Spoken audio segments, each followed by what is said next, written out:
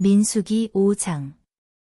여호와께서 모세에게 말씀하여 이르시되 이스라엘 자손에게 명령하여 그 진영 밖으로 내보낼지니 모든 문둥병 환자와 유출병 환자와 죽은 자에게 더럽혀진 자를 내보내라. 남자나 여자나 다 진영 밖에 내보내야 한다. 그들은 내가 거하는 진영을 더럽히지 않게 하여라. 이스라엘 자손이 그와 같이 하여 진영 밖으로 내보내니 여호와께서 모세에게 명령하신 대로 이스라엘 자손이 행하였더라.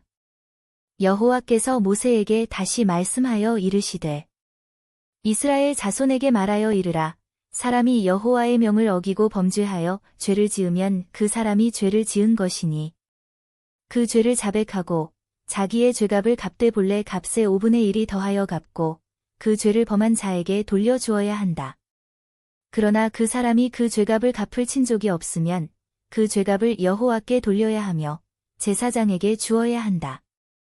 속죄의 수송아지를 바쳐야 그를 위해 속죄가 이루어질 것이다. 이스라엘 자손이 제사장에게 가져오는 모든 거룩한 물건은 제사장의 것이며 각 사람의 거룩한 물건은 그에게 돌아가리라. 사람이 제사장에게 준 것은 그 제사장이 취할 것이다.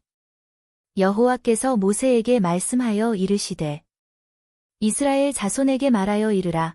어떤 남자의 아내가 다른 남자에게 가서 그를 범죄하게 하여 그 남자가 그와 함께 잠자고 남편의 눈을 피하여 그 일이 숨겨지고 그 여인이 더럽혀졌으나 그에 대한 증거가 없으며 그 여인을 그 죄로 잡지 못했다면 질투의 마음이 그 남자에게 일어나서 그 아내를 질투하게 되어 그녀가 더럽혀졌다고 생각할 때 혹은 그녀가 더럽혀지지 않았다고 생각하여 질투의 마음이 일어날 때 그 남자는 아내를 제사장에게 데리고 가고 그녀를 위해 곡식의 10분의 1을 제사장에게 바치되 그 위에 기름을 붓지 말고 유향도 넣지 말라.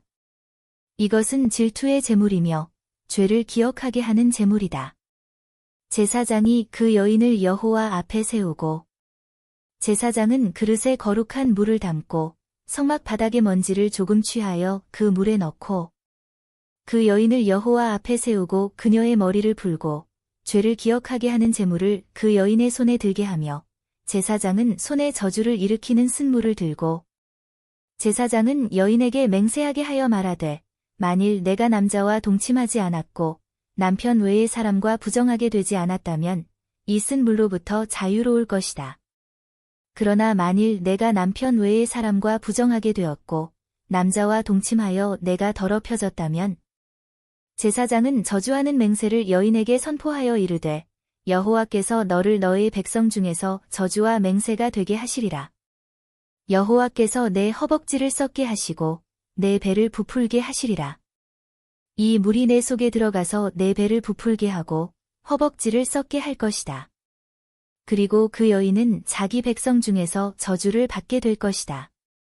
제사장은 이 저주를 책에 기록하고 그것을 쓴 물로 씻어내며 여인에게 저주를 일으키는 쓴 물을 마시게 하여 그 물이 여인 속에 들어가서 쓴물이 되게 하리라. 그 후에 제사장은 그 여인의 손에서 제물을 취하여 여호와 앞에서 흔들어 바치고 그것을 제단 위에 올려놓으며 제사장은 제물의 일부인 기념물을 손에 들고 그것을 제단 위에서 태우고 그 후에 여인에게 쓴 물을 마시게 하라. 그 쓴 물을 마신 후에 만일 그녀가 더럽혀졌고 남편에게 죄를 지은 경우 그 물은 여인 속에 들어가서 쓴물이 되어 배가 부풀고 허벅지가 썩게 될 것이다. 그리고 그 여인은 자기 백성 중에서 저주를 받게 될 것이다. 그러나 그 여인이 더럽혀지지 않고 깨끗하다면 그녀는 자유로워지고 자녀를 낳을 것이다. 이것이 질투에 관한 법이라. 아내가 남편 외의 사람에게 가서 더럽혀졌을 때와 남편이 아내를 질투하여 아내를 여호와 앞에 세우고 제사장이 이 법을 따라 실행할 때 그 남자는 죄를 지지 않으며 이 여인은 자기 죄를 짊어지게 될 것이다.